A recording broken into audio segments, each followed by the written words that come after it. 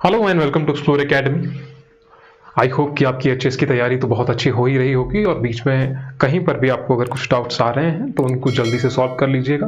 2 ही दिन आपके पास हैं, एक आज का और एक कल का दिन रहेगा। लेकिन इससे पहले थोड़ी सी इंपॉर्टेंट चीज़ें डिस्कस कर लेते हैं कि जब आप सॉल्व करेंगे, क्वेश्चन पेपर को सॉल्व करेंगे, तो आपको कौन सी चीज़ों का ध्यान रखना है, किन किन चीज़ों का थोड़ा सा आपको कट ऑफ का पता होना चाहिए कि आपको क्वेश्चंस आखिरकार कितने सॉल्व करने हैं। तो उस तरीके से आप फिर उसी टाइम फ्रेम में उतने क्वेश्चन सॉल्व कर पाएंगे। तो उन्हीं सब चीज़ों के बारे में इस वीडियो में डिस्कस करेंगे और साथ ही साथ में जो सी सेट का पोर्शन है, जिनका थोड़ा सा सी सेट कमज़ोर है, उनको सी सेट कैसे करना है, क्योंकि बहुत सारे ऐसे भी स्टूडेंट होते हैं जिनका प्रीलिम जो एग्जाम होता है, जो GS1 होता है, वो तो क्लियर हो जाता है, लेकिन सी सेट जो होता है वो क्लियर नहीं हो पाता है। तो उस पर थोड़ी सी बात करेंगे। ठीक है, तो शुरुआत करते हैं। छोटी सी वीडियो होगी, उतनी लंबी वीडियो नहीं होगी, इसलिए आप लास्ट तक बने रहें। जो इस चैनल पर नए हैं वो तो सब्सक्राइब करें ही, है ना, और शेयर भी कर सकते हैं आप, आपकी तमन्ना है। अगर ये 18-19 की आपको नोटिफिकेशन देखते हैं एचएस की, तो इसका थोड़ा सा जो कट ऑफ है, कब ये आया था, उस पे ऊपर आपने नहीं जाना है। आपको पता है कि अगर आपने मेंस लिखना है तो आपकी जो प्रिपरेशन है वो कैसी होनी चाहिए। क्या 2018-19 की है ये। आप अगर प्रीलिम की कट ऑफ देखेंगे तो वो कितनी है, देखो, हुआ था ये 2019 में, तो 116 जनरल कैटेगरी, एससी 106, एसटी 102 और ओबीसी 112.67। इस बार वैकेंसीज भी बहुत कम है और कंपटीशन भी बहुत ज्यादा। इससे पहले वाली अगर वैकेंसीज की हम बात करते हैं तो उसमें वैकेंसीज बढ़ाई गई थी, लेकिन इस बार नहीं बढ़ाई गई हैं, उतनी की उतनी ही है। तो एक आधी बढ़ी है तो उससे ज्यादा फर्क पड़ने वाला है नहीं। तो वैकेंसीज बहुत कम है और कंपटीशन बहुत ज्यादा है। तो अगर यहां पर देखें तो 100 के आसपास आप मान के चलिए, 100 से तो ज्यादा ही है। 100 से उस वक्त पेपर उतना डिफिकल्ट आया नहीं था। देखिए, ये चीज जो है वो कट ऑफ जो है वो डिपेंड करती है आपके पैटर्न पर, डिपेंड करती है, या आपके कितना डिफिकल्ट आपका पेपर आया हुआ है उस पर भी डिपेंड करता है। ऐसा नहीं है कि सिर्फ ये कितना कंपटीशन है, ये सब चीजें, बहुत सारी चीजें इसमें इंक्लूड होती हैं, बहुत सारे फैक्टर इसमें इंक्लूड हैं। 2020 की अगर बात की जाए, जो 21 में हुआ था, तो अनरिजर्व की देखिए, जनरल कैटेगरी की 108, एससी की 96.67, एसटी की 97.33 एंड ओबीसी 102, कितनी 102 तक पहुंची थी। तो यहां पर आप देख रहे हैं, यहां भी 100 से ज्यादा ही है, यहां पर भी 100 से ज्यादा है, पिछली बार भी 100 से ज्यादा ही थी, उससे पिछली बार, इससे पिछले साल आप देखेंगे। और अगर आप 2021 की बात करें तो यहां पर भी आप देख रहे हैं, यहां पर 100 से कम है। अब यहां पर 100 से कम क्यों है? क्योंकि पिछली बार क्या हुआ कि पेपर डिफिकल्ट आ गया, पैटर्न चेंज कर दिया, और पैटर्न कैसा कर दिया, यूपीएससी की ही तरह कर दिया। जैसे आप इस बार का यूपीएससी देखते तो यूपीएससी ने अपना पैटर्न चेंज कर दिया, तो वैसे ही एचएस ने क्या कर दिया, एचपीपीएससी ने अपना पैटर्न यूपीएससी की ही तरह कर दिया। और पिछले बार भी इतना डिफिकल्ट पेपर आ गया, ऐसा पेपर कैसा, है ना, क्योंकि वो सॉल्व नहीं हो पा रहे थे ना, एक एक एमसीक्यू करके, ऑप्शन से। तो ऐसे करके अगर आप देखेंगे तो डिपेंड किस पर किया, यहां पर 2021 में क्वेश्चन पेपर पर किस तरीके के क्वेश्चन पूछे गए थे। अब आपको क्या करना है, अगर आपको थोड़ा सा आइडिया लगा होगा तो आपने अपने आप को सेव करने के लिए 110 के आसपास जाना है। 110 के आसपास जनरल कैटेगरी, थोड़ा सा ज्यादा भी जा सकते हैं, 115 के आसपास भी जा सकते हैं अपने आप को सेफ रखने के लिए। बाकी डिपेंड पेपर पर भी करेगा, किस तरीके का डिफिकल्ट आया होगा, इजी आया होगा। इजी आया होगा तो फिर कट ऑफ जो है वो हाई जाएगी, नहीं तो फिर आपकी 100 के आसपास रहने के चांसेस हैं। तो अगर मैं 110 इसको मान के चल रहा हूं, तो आप क्या कीजिए, आपको यह देखना है कि आपको अब क्वेश्चंस कितने सॉल्व करने हैं। क्योंकि यहां पर बहुत सारे स्टूडेंट क्या कर लेते हैं कि 100 के 100 क्वेश्चन अटेम्प्ट कर लिए। खैर, वहां पर एक अलग चीज है कि 100 के 100 कर दिए और उसमें से कई ठीक भी हो गए। चांसेस में से ये होता है कि आपके वहां पर नेगेटिव मार्किंग ज्यादा हो। आपको पता है कि जो नेगेटिव मार्किंग है वो 1/3 है, तो आपका 0.66 या ऐसे करके आप इतना आपको ये नेगेटिव मार्किंग लग रही है, और इससे आपका स्कोर बहुत कम हो सकता है, आपने अगर ज्यादा क्वेश्चन अटेम्प्ट करने की कोशिश की पेपर 1 में। और पेपर 2 में भी यही होता है कई बार। तो इसलिए आपने ज्यादा क्वेश्चन अटेम्प्ट करने की कोशिश मत करना। बेशक जब आपके पास क्वेश्चन पेपर होगा, सारे के सारे क्वेश्चंस पढ़ने हैं, एक भी नहीं छोड़ना है। अगर आपको ऐसा लगता है कि आपने वो नहीं भी कहीं पर देखा हुआ है, फिर भी आप उसको पढ़िए। कई बार ऐसा होता है कि ऑप्शन से ही आपका आंसर निकल जाता है। इसीलिए जितने भी क्वेश्चंस हैं, 100 के 100 क्वेश्चंस जो होंगे वो आपको पढ़ने हैं। आपकी पढ़ने की स्पीड अच्छी होनी चाहिए। और जहां पर आप फंस गए हैं वहीं पर अटकना नहीं है, वहां से आगे चल दो, उस क्वेश्चन को छोड़ दो। ऐसा नहीं है कि उसी को सॉल्व करने में लग गए, छोड़ दो उसको, अगला वाला स्किप कर दो। क्या हो सकता है कि आगे वाली जो सीरीज होगी या आगे वाले जो क्वेश्चन होंगे वो इजी होंगे। अब A B C D series है, ए बी सी डी, तो इस तरीके से क्या होता है कि कई बार ए सीरीज में स्टार्टिंग में डिफिकल्ट क्वेश्चन होते हैं, फिर इजी होते हैं, वैसे ही बी होता है, वैसे ही सी, वैसे ही डी। तो आपकी जो सीरीज होगी हो सकता है उसमें पहले डिफिकल्ट क्वेश्चंस दिए गए हों और उसके बाद थोड़े से इजी क्वेश्चन दिए गए हों। तो आपका पहले ही ऐसा माइंडसेट नहीं बन जाना चाहिए कि ये पेपर तो बहुत डिफिकल्ट आया, हमसे होगा नहीं।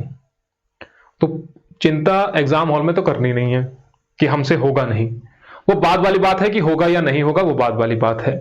आपका हो जाएगा, बस आपको जो अटेम्प्टेशन करनी है, आपको जो माइंडसेट लेकर के चलना है वो सही लेकर के चलना है कि आपका एग्जाम तो हो ही जाएगा। घड़ी आपके पास होनी चाहिए, पानी की बोतल आपके पास होनी चाहिए। ये दो चीजें, अगर आप पानी की बोतल नहीं भी है तो घड़ी तो आप अपने साथ रखिए ही। किसी से और से मांग लीजिए एक दिन के लिए, तो एक दिन की ही तो बात है, और एक दिन के लिए आप किसी से घड़ी उधार मांग लीजिएगा। टाइम आपको देखना पड़ेगा क्योंकि टाइम बहुत जरूरी है। 2 घंटे हैं आपके पास, अब 2 घंटे 120 मिनट में आप कितने क्वेश्चन सॉल्व करते हैं, किस तरीके से सॉल्व करते हैं।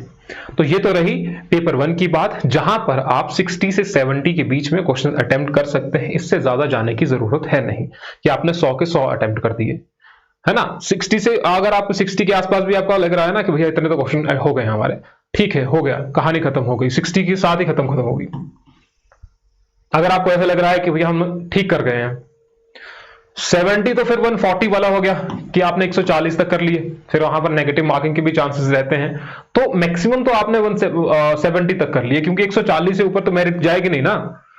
तो 140 तक आप कर सकते हैं, यानी कि 70 से क्वेश्चन आप कर सकते हैं, उससे आगे जाने की जरूरत आपको है नहीं।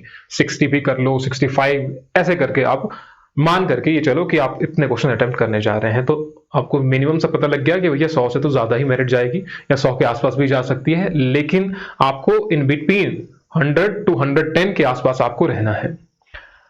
और इसके बाद आते हैं सी सेट पर, ठीक है। सी सेट पर आते हैं, देखते जरा, ये तो हमने देख लिया अभी तक। अब सी सेट में आपको क्या करना है। अब आपको सी सेट में कितने मार्क्स चाहिए, लगभग आपको 60, 70, 66 इतने ही मार्क्स चाहिए ना, इससे ज्यादा भी कितने चाहिए, 67.48 समथिंग चाहिए आपको। तो अगर आपको 65 से 70 के बीच में आपको नंबर चाहिए, जबकि 200 नंबर से में आपको चाहिए, 200 नंबर में से सिर्फ आपको इतने ही चाहिए, तो इजी है कंपैरेटिवली। लेकिन दिक्कत यह होती है कि जिसने मैथ्स नहीं पढ़ा है उनके लिए थोड़ी सी प्रॉब्लम आ जाती है कि हम तो फंस गए। देखो, जिसका मैथ्स कमजोर है तो वो मैथ की तरफ जाए ही ना, स्टार्टिंग में वो मैथ की तरफ जाए ना। आप जा सकते हैं पहले इंग्लिश की तरफ और रीजनिंग की तरफ, ये दोनों चीजें कीजिए पहले, है ना। जिसका मैथमेटिक्स कमजोर है तो वो क्या कीजिए, इन 2 पोर्शन की ओर चले जाइए। आपकी पढ़ने की स्पीड थोड़ी ज्यादा होनी चाहिए।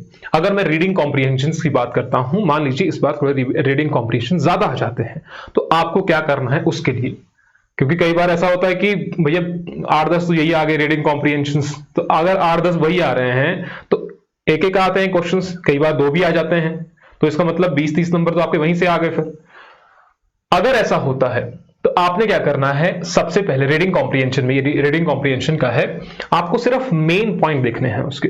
दूसरा आपको क्या करना है, उसको मेमोराइज करने की कोशिश नहीं करना है कि आपने उसको याद ही कर लिया जो कॉम्प्रिहेंशन आपको आया था। Read the passage first and read the questions first. क्या करना है, क्योंकि वो सॉल्व नहीं हो पाते हैं ना, लेंथी हो जाता है पेपर फिर। तो आपको क्या करना है, सबसे पहले समझने की ज्यादा कोशिश नहीं करना है कि भैया आपने पूरा का पूरा पहले ही समझ लिया, ठीक है। आप पॉइंट्स पढ़ रहे हैं, पहले पढ़िए उसको, आप कॉम्प्रिहेंशन को पढ़ो, फिर उसके बाद क्वेश्चंस को भी जल्दी जल्दी से पढ़ लो, ठीक है। कई बार ऐसा होता है कि आपने क्वेश्चंस को ऊपर दिखे, भैया ये तो अभी देखा था हमने, बस टिक लगा दिया, बात खत्म हो गई। उतना ही काम होता है कॉम्प्रिहेंशन में। वोकैबुलरी आपकी सही होनी चाहिए, तो अभी तक ये तो अब वाला तो काम है नहीं, ये तो पहले वाला काम था कि वोकैबुलरी आपकी सही होनी चाहिए थी। अभी तक आपने न्यूज़पेपर भी पढ़े होंगे, तो हो सकता है आगे जाते रहना है, आपको कहीं पर बीच में अटकना नहीं है। Look out for easy sets of reading comprehension first. तो जो आपको इजी लग रहे हैं पहले उनकी तरफ जाइए, जो डिफिकल्ट लग रहे हैं उनकी ओर जाने की जरूरत आपको है नहीं। जो ट्रिगर वर्ड होते हैं उनको देखो जरा, आपके जो ट्रिगर्ड वर्ड्स हैं वो कौन कौन से। फॉर एग्जांपल कहीं पर एनवायरनमेंट की बात की है, फॉर एग्जांपल कहीं पर पॉल्यूशन की बात की है, तो वो कैसे हैं, वो ट्रिगर्ड वर्ड्स हैं। वुमेन एम्पावरमेंट की बात की है, तो ट्रिगर्ड वर्ड को आपने क्या करना है, अंडरलाइन करना है। जब भी आप रीडिंग कॉम्प्रिहेंशन पढ़ रहे हैं तो क्या करना है, आपके पास पेंसिल होनी चाहिए। एग्जाम हॉल में पेंसिल लेकर के चाहिए। पेन थोड़ा सा ऐसा हो जाता है कि मिटाने में फिर तो बहुत सारा ये हो जाता है। पेंसिल लेकर के जाओ, जब आप पढ़ रहे हैं तो ऐसे अंडरलाइन करके उसको पढ़ो। जहां पर इंपॉर्टेंट लाइन दिख रही है उसको थोड़ा सा डार्क कर दो। वो पढ़ने का तरीका है ताकि आपका दिमाग जो है वो वहीं पर जाए। नहीं तो क्या होता है, बाद में ढूंढने में लग जाता है। फिर जो नीचे लिखा होता है कि भैया आपको इसका फॉर एग्जाम्पल मेन थीम बनानी है, तो आप वो थीम ढूंढ नहीं पाएंगे फिर, क्योंकि आपने वो ऊपर देखा नहीं अच्छे से। तो आपको क्या करना है, जो ट्रिगर वर्ड्स हैं उनको अंडरलाइन करना है, जो इंपॉर्टेंट पॉइंट्स हैं उनको अंडरलाइन करना है जब आप उस स्पीड से उसको पढ़ रहे हैं। खैर, जो नोट्स हैं वो साइड में आप देख सकते हैं कि भैया क्या क्या है इसमें लिखा हुआ। Stay attentive and keep questioning yourself. जब भी आप कुछ ऐसा कर रहे हैं तो आपको अटेंटिव रहना है, इधर उधर देखने की जरूरत है नहीं कि भैया उसने तो 7 वाले, कई बार ऐसा होता है ना कि 7 वाले ने ऐसा हुआ कि भैया उसने तो सारे कर दिए, 100 क्वेश्चंस कर दिए, उसने गोले लगा दिए और आपका ध्यान उस तरफ चले गया, बात खत्म हो गई। आपको लगा कि हमारा ही नहीं हुआ, उसका तो बहुत कुछ हो गया। जबकि हो सकता है किसी सामने वाले आपने, उसने ऐसे ही गोले लगा दिए, पढ़ करके नहीं आया था तो वही गोले लगा दिए, आप डर गए उससे। तो वो थोड़ा सा परेशान नहीं होना है वहां पर। जो भी आपको लग रहा है अपने ऊपर थोड़ा सा कॉन्फिडेंस रखना है कि हमारा हो जाएगा। बेशक थोड़ा समय लग रहा है आपको, लेकिन हो जाएगा, इतना कॉन्फिडेंस आपने अपने ऊपर रखना है। तो ये तो रही रीडिंग कॉम्प्रिहेंशन की बात। उसके बाद क्या करना है, आप रीजनिंग में जा सकते हैं। ठीक है, रीजनिंग के क्वेश्चन बहुत इजी आते हैं उसमें। फॉर एग्जांपल कहीं पर रैंकिंग के क्वेश्चन आ जाते हैं, ABCD से क्वेश्चन आ जाते हैं, अल्फाबेट या सीरीज से क्वेश्चन आ जाते हैं, तो इस तरह के क्वेश्चन आते हैं, संबंध से क्वेश्चन आ जाते हैं, तो उन पर ध्यान दीजिए जो आप कर सकते हैं। मैथ्स वाला पोर्शन करने की जरूरत है नहीं अगर आपका मैथ्स कमजोर है तो। लास्ट में जाइए मैथ्स की तरफ। जिसका मैथ्स अच्छा है वो पहले मैथ की तरफ जा सकते हैं। लेकिन अगर आपको ऐसा लगता है कि मैथ्स में हम बहुत अच्छे हैं, मैथ्स के क्वेश्चन कई बार बहुत लेंथी हो जाते हैं, तो उनको करने की जरूरत फिर है नहीं, क्योंकि आपको सिर्फ इसको क्वालिफाई करना है। आपको इसमें टॉप नहीं करना है। इसको टॉप करने से कुछ होगा नहीं, कुछ भी हासिल नहीं होगा। आपको सिर्फ मेरिट लिस्ट में आना है, फिर आप मेंस में जाएंगे। मेंस के जो नंबर है और इंटरव्यू के जो नंबर है उससे फिर मेरिट लिस्ट बनेगी। तो प्रीलिम जो है वो सिर्फ क्वालिफाइंग इन नेचर है, जहां पर आपको सिर्फ मेंस में पहुंचना है। मेंस में पहुंचने का रास्ता जो है वो प्रीलिम है। अपने ऊपर कॉन्फिडेंस रखिए। आज और कल का दिन बचा हुआ है, कल के दिन भी उतनी चिंता नहीं करनी है आप सबने। आराम से थोड़ा टहलिए इधर उधर। रिवीजन अगर आप कर रहे हैं तो करिए, आज भी कर सकते हैं, कल भी आप रिवीजन कर ही रहे होंगे, तो उसको रिवीजन करते रहिए जो आपको ना अभी तक छूटा हुआ पोर्शन है। ठीक है, और ज्यादा नई चीजें पढ़ने की और मत लग जाना कि किसी ने बोल दिया कि भाई नई चीजें पढ़नी है तो उनको कर लेंगे। ठीक है, तो आई होप कि आप सभी को चीजें समझ में आ गई होंगी। All the best to everyone. अच्छे से एग्जाम दीजिए। बाकी आपसे मिलेंगे फिर HAS का जो पेपर होगा उसके ही दिन शाम को, जब इसके MCQ हम सॉल्व करेंगे, आंसर की को सॉल्व करेंगे। ठीक है, ऑल द बेस्ट एवरीवन। मिलते हैं आपसे नेक्स्ट क्लास में। Thank you.